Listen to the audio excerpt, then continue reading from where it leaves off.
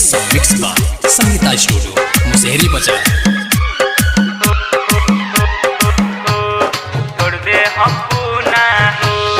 बदलता चाल तोहर बढ़ता माल दुनु होता वे दूना हो।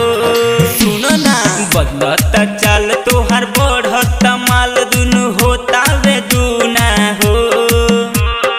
और देखा तो वीडियो कल पर छोड़ दे हम पूना हो। बुझलू बीतत साल तोहर फूलता गाल मना करेलू तू ना हो। और देखा तो वीडियो कल पर छोड़ दे हम पूना हो। ए हो बदलता चाल तोहर बढ़ता माल दुनु होता वे दूना हो। बदलता चाल तोहर बढ़ता माल दुनु होता वे दूना हो। और देखा तो वीडियो कल पर छोड़ दे हम पूना हो।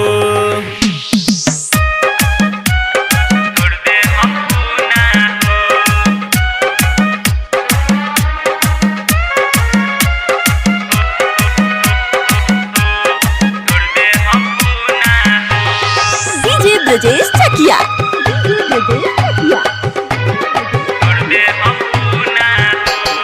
होता वे दहिया के नस नस खाड़ा तानी तानी सरकावेलू। पूरा देखा दो सुना ये लबर काहे तू हमके मुआवेलू। होता वे दहिया के नस नस खाड़ा तानी तानी सरकावेलू। पूरा देखा दो सुना ये लबर काहे तू हमके मुआवेलू। करता मन कर कौनो जतन तू लगाव न चूना हो। करता मन कर कौनो जतन तू लगाव न चूना हो। और देखा तो वीडियो कल पर छोड़ दे हम पूना हो। बुझलू बदलता चाल तोहर बढ़ता माल दुनु होता वे दूना हो। बदलता चाल तोहर बढ़ता माल दुनु होता वे दूना हो। और देखा तो वीडियो कल पर छोड़ दे हम पूना हो। डीजे ब्रजेश चकिया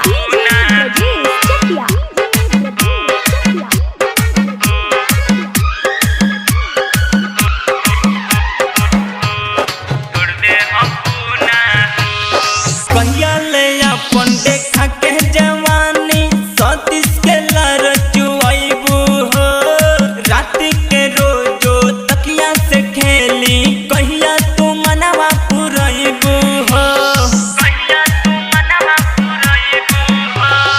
कहिया ले अपन देखा के जवानी सतीश के लर चुआइबू हो।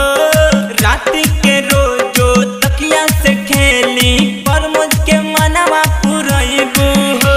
सुनाए जन पूरा कलयर मन मल होता वे जूना हो। सुनाए जन पूरा कलयर मन मल होता वे जूना हो। और देखा तो वीडियो कल पर छोड़ दे हम पूना हो। ए हो बदलता चाल तोहर बढ़ता माल दुनु होता वे दूना हो। बदलता चाल तोहर बढ़ता माल दुनु होता वे दूना हो। और देखा तो वीडियो कल पर छोड़ दे हम पूना हो। ए हो बदलता चाल तोहर बढ़ता माल दुनु होता वे दूना हो। बदलता चाल तोहर